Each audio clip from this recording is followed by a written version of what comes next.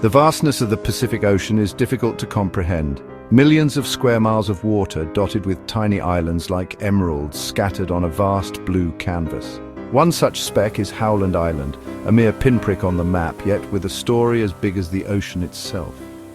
Just 2 miles long and less than half a mile wide, Howland is an unassuming coral island.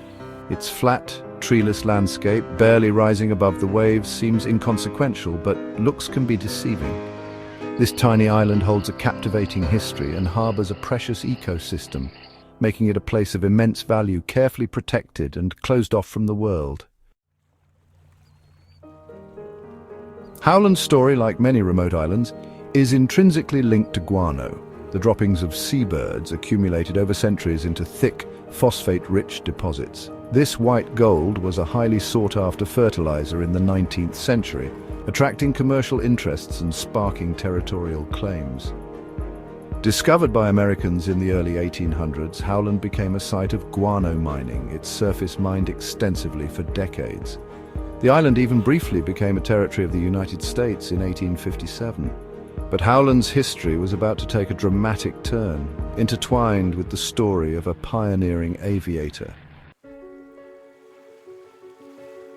In 1937, Howland Island gained international attention, forever linked to the ill-fated flight of Amelia Earhart. Attempting a groundbreaking circumnavigation of the globe, Earhart planned to use Howland as a refueling stop on her perilous journey. Her plane, however, never made it to the island. Despite radio contact with the Itasca, a U.S. Coast Guard ship stationed off Howland, Earhart and her navigator, Fred Noonan, disappeared without a trace. The mystery of their disappearance continues to captivate the world, adding a poignant layer to Howland's allure. Born from volcanic activity millions of years ago, Howland Island is a classic coral atoll. Its foundation, a submerged volcanic peak, is crowned by a coral reef built up over millennia by tiny marine animals. But what we see above water tells a different story. The island is flat, its highest point barely reaching 20 feet above sea level. The landscape is sparse, covered in low-lying vegetation, shrubs and grasses. Trees are absent. The harsh, sun-baked environment is too unforgiving for anything but the hardiest of plants to survive. Section 5. Fragile Paradise. Despite its barren appearance, Howland Island is home to a surprising array of life. Seabirds are the most visible inhabitants, their raucous calls filling the air. Species like sooty terns, masked boobies and red-footed boobies nest on the ground, their eggs laid precariously amongst the sparse vegetation. The surrounding waters teem with marine life. Coral reefs provide shelter and sustenance to a kaleidoscope of fish, while green sea turtles and hawksbill turtles use the island's beaches as nesting grounds. This delicate ecosystem, however, is incredibly vulnerable, easily disrupted by outside influence. Recognizing the ecological importance of Howland Island and the need to protect its fragile ecosystem, the United States declared it a national wildlife refuge in 1974. This designation brought with it strict regulations, limiting access and prohibiting any activities that could harm the island's natural heritage.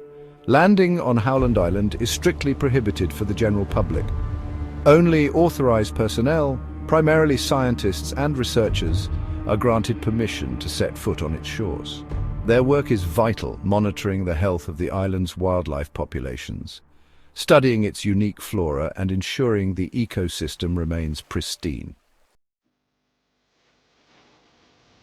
Protecting a remote island like Howland is no easy task. Thousands of miles from any major landmass, regular patrols and enforcement are a logistical challenge.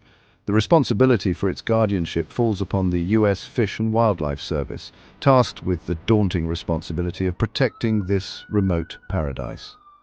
They rely on a combination of remote monitoring, satellite imagery, and occasional visits from research expeditions to keep a watchful eye on the island. Their efforts are focused on preventing illegal fishing, mitigating the impact of climate change, and ensuring the survival of Howland's unique and irreplaceable biodiversity. The restricted access to Howland Island might seem extreme, but it's a necessary measure. Human presence, even with the best intentions, can have unintended consequences, introducing invasive species, disturbing nesting grounds, or even leaving behind trash can have devastating and irreversible impacts on vulnerable island ecosystems.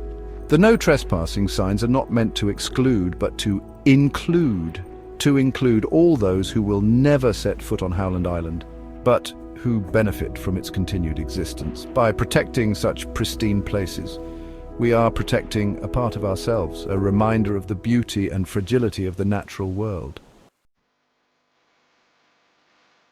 Howland Island, though small and seemingly insignificant, stands as a beacon for conservation. It reminds us that even the most remote corners of our planet are interconnected with our own well-being. Its story highlights the need to protect wild places, not just for their intrinsic value, but for the ecological services they provide and the inspiration they offer. By learning from Howland Island, by understanding the importance of preserving such pristine environments, we can work towards a future where both humanity and nature can thrive. For in the end, the fate of places like Howland Island is inextricably linked to our own.